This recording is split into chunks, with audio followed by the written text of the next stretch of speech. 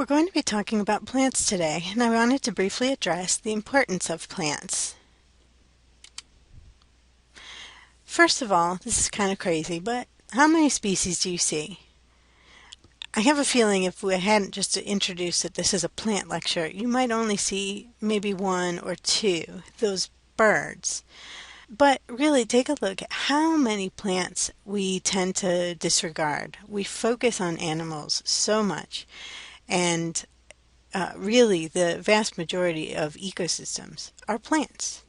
This phenomena is actually been called plant blindness, and people have started investigating this, the misguided anthropocentric ranking of plants as inferior to animals, leading to the erroneous conclusion that they are unworthy of consideration.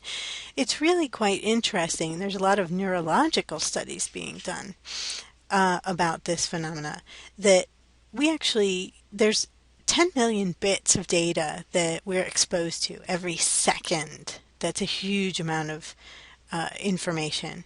And yet our brain can really only process or deal with about 40 bits, 40 out of 10 million. We can actually only pay attention to 16 bits. So infinitesimally small percentage of the information that we have. So we have a very limited amount that we can focus on, and we do tend to focus on animals. Now, plants are incredibly important, however, and I hope that this lecture will get you to start thinking about or maybe giving a little bit extra attention to plants. First and foremost is food. We rely upon plants for food. This is a lovely picture of IHOP's Rooty Tooty Fresh and Fruity breakfast. The coffee there, of course, comes from coffee beans, which is a plant, and if you add sugar, it comes from cane sugar or maybe beet sugar, possibly even some derivative of corn, all those being plants. The pancakes come from flour, which is ground up wheat seeds, and of course, the strawberries. The whipped cream, if it's actually real cream, it comes from a cow, but the cow, of course, eats plants. And then, of course, the eggs come from chickens, which tend to eat plants and insects, but of course the insects also eat plants. And then the sausage and bacon come from pigs, which eat plants. So everything, the base of everything is plants. Of course, oxygen is a plant waste product, which we use and think it's rather important. Ecosystems, of course, back to the food idea, it's the base of the food chain. Everything gets its energy from plants. Plants also, though, physically hold ecosystems together. They hold the soil in place, preventing leaching of nutrients down into waterways. And some plants can even add nitrogen, which is a component of fertilizer, back into the soil. You can see in this image, let me see if I can get this going on here. This is what happens when we clear cut an area. It's really cool to think about how plants and human societies have interacted as well. So here is a picture of a family of nomadic people. Clearly, there are benefits to a nomadic lifestyle, and people did it for a long, long time, until about 10,000 years ago, when we start seeing the increase in agricultural pursuits by human populations. Now, the advantages of a nomadic lifestyle are that you can move into an area, eat the foods that are available, any animals or plants in that area. You produce your waste products, and basically when you run out of food or have too much waste, you pick up and move on to a nice, clean, new area. Very few people can live density-wise in this type of situation, so you don't tend to have a large number of people congregating together, which limits the transmission of disease. When agriculture was first invented, you end up seeing villages and cities starting to be found. So you have to figure out how to deal with waste, how to more communally live with different families or different groups together all in one area.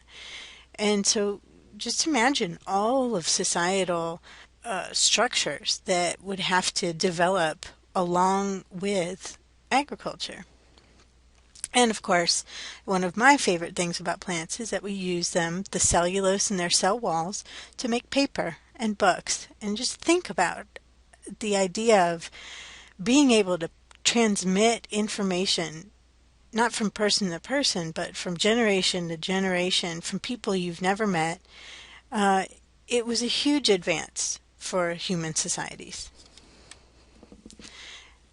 Of course, we also have things like furniture. This family is eating at a wooden table.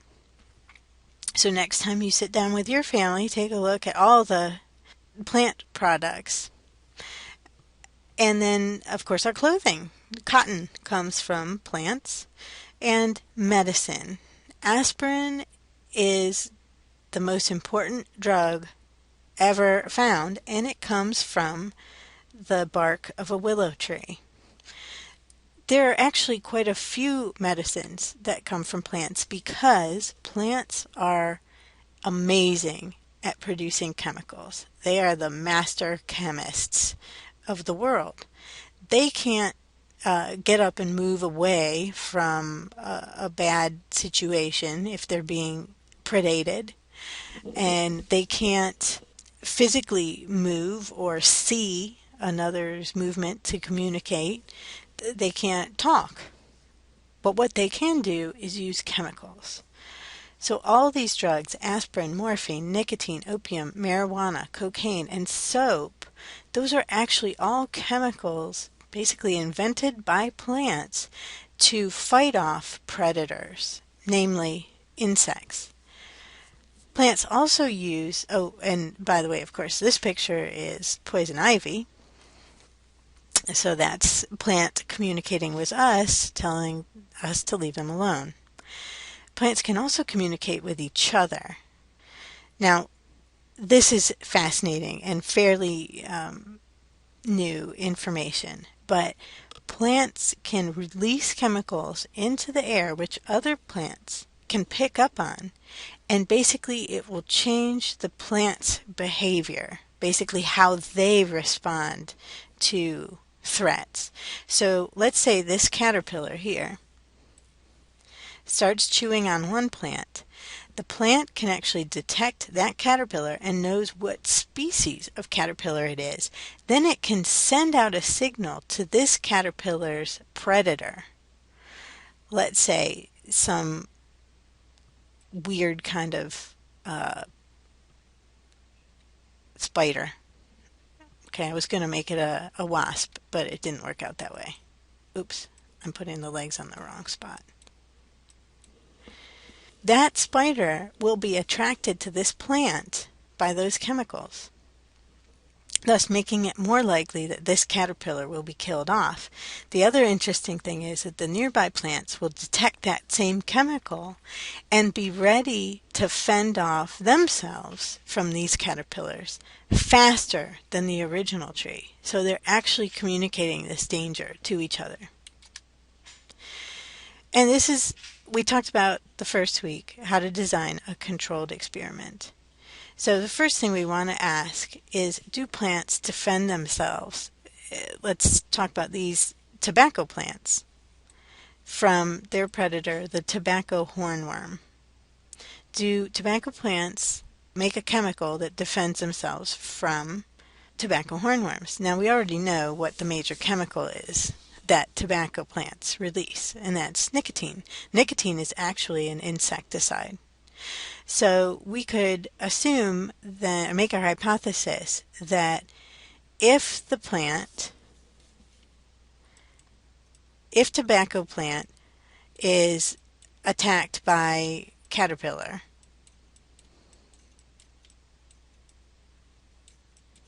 sorry, I can't really write here,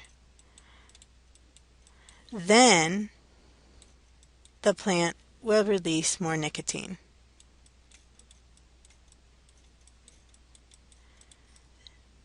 So think about here, what's your independent variable, the thing you're controlling? That would basically be your caterpillar. And then what are you going to measure? That would be your nicotine. So if you had a plant that you damaged, that you allowed to be damaged by a caterpillar chomping on it, you would expect to see more nicotine. And you want to control this. You want to keep as much stuff controlled as possible. So you want the same plants under the same conditions, same age, same size of leaf, all that sort of stuff. But you also, if the caterpillar damages the leaf, you might also think, what if I damage the leaf with a pair of scissors? Is it the damage to the leaf that's releasing the nicotine, or is there something special about a caterpillar? And researchers actually did this. They took a plant and basically measured how much nicotine in it had in it. So this is your baseline, and let's say 10 parts per million. I'm making this up, but that's okay. Then they took a very similar plant and they put a little caterpillar on it, let it chew away, it caused some damage, and they measured the leaf, how much nicotine, and let's say it had 1,000 parts per million. Then they took another similar plant, and this time they cut it with scissors, causing damage that way. Then they measured the nicotine and found that it really was significantly less than the caterpillar. So they thought, what about the caterpillar is causing this difference? So they took another group of plants and they basically put a caterpillar on it, but the caterpillar was dead. And then they measured the leaf, and there's really no difference from the original plant. So then what they did is they thought maybe it's something in the saliva. And basically they cut the leaf and put caterpillar saliva onto the cut. And what they saw was about the same amount as the caterpillar chewing on it. So they determined that it's actually the saliva of that caterpillar that is sending a chemical message the plant detects and responds by releasing this nicotine, an insecticide. Pretty cool, huh?